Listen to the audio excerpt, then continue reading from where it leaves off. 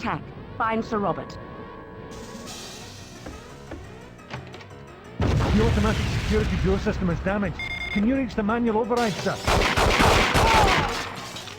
Yes, this is a James Bond shooter on the N64. No, it's not GoldenEye. When I made my recent video about nostalgia, I got to thinking about something else I remember from the 90s, the Bond films of that time. Then I remembered that GoldenEye wasn't the only Pierce Brosnan Bond movie that got a video game adaptation.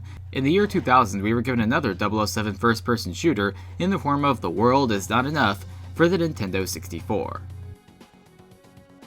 The game retells the story of the film, with Bond trying to stop the terrorist Renard, who's slowly marching towards death, from crippling the Western world's oil supply and murdering millions in the process. If you want a more in-depth look at the story, you can find a review of the film itself or just rent the DVD and watch it.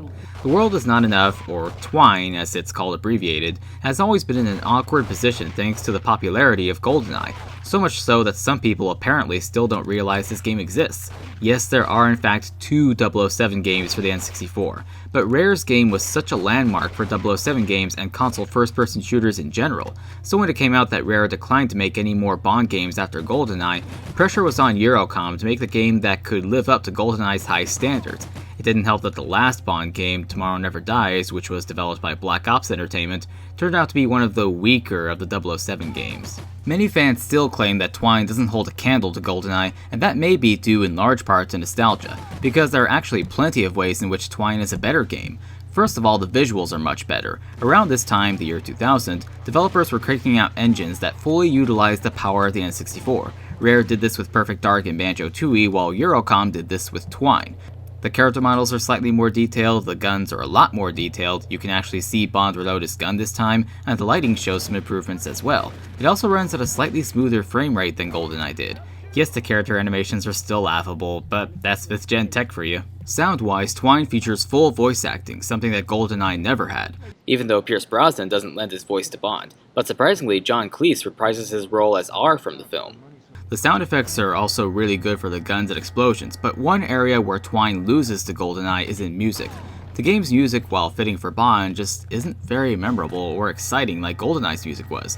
It mostly feels like it's just kind of there. The gameplay in Twine has a lot of that run-and-gun action as you might expect, but it also has a lot more of a demand for a tactical approach. That's not to say that GoldenEye was a mindless shooter, just that this game places more emphasis on the tactical side of 007. To that end, the level designs, which accurately replicate the locations from the film, are designed in a semi-linear fashion while still remaining fairly open.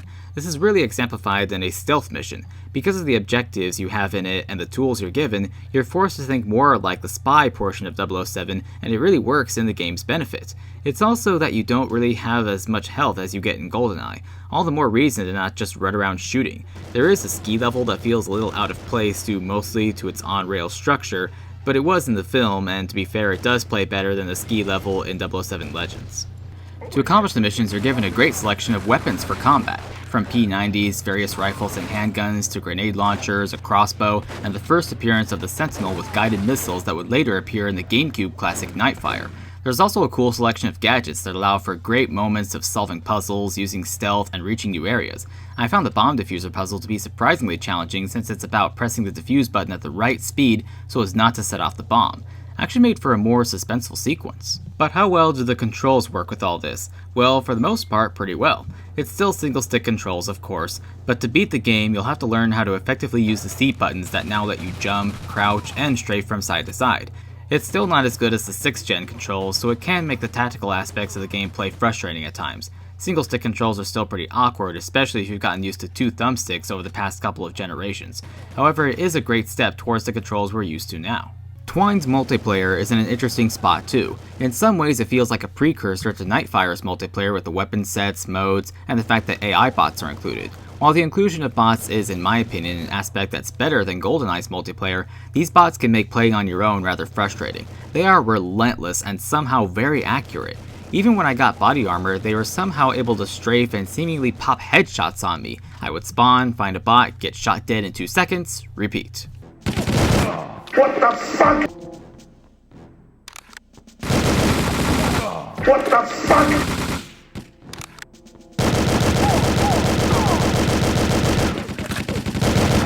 What the fuck did I do wrong? and there's no way to change the skill level on the bots. Part of the frustration may also come from the guns draining your health faster in general when playing multiplayer, much faster than in GoldenEye. It wasn't until I played some of the team modes or changed the weapon sets to explosives that I actually started playing well against the bots. So playing against the bots can be fun, but this is definitely a game where the multiplayer is better with friends.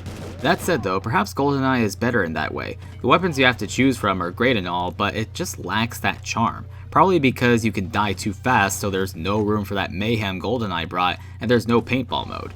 Despite all this though, Twine does still have a good multiplayer setup. It works in a balance of run and gun action with some tactical play like the single player mode. To simply say that Twine is weak compared to GoldenEye would be an injustice to this game's quality. No, it's not a perfect 007 game, but it's not one to just ignore either. Used copies of this game tend to run anywhere from $10 to $30. A few copies were more expensive, but if you're a big fan of GoldenEye who can find Twine somewhere in that $10 to $30 price range, it's a good game to add to your collection. And that's my review of The World Is Not Enough for the Nintendo 64. If you liked this review, check out my previous reviews of GoldenEye 007 for the N64 and 007 Nightfire for the GameCube. See you all next time.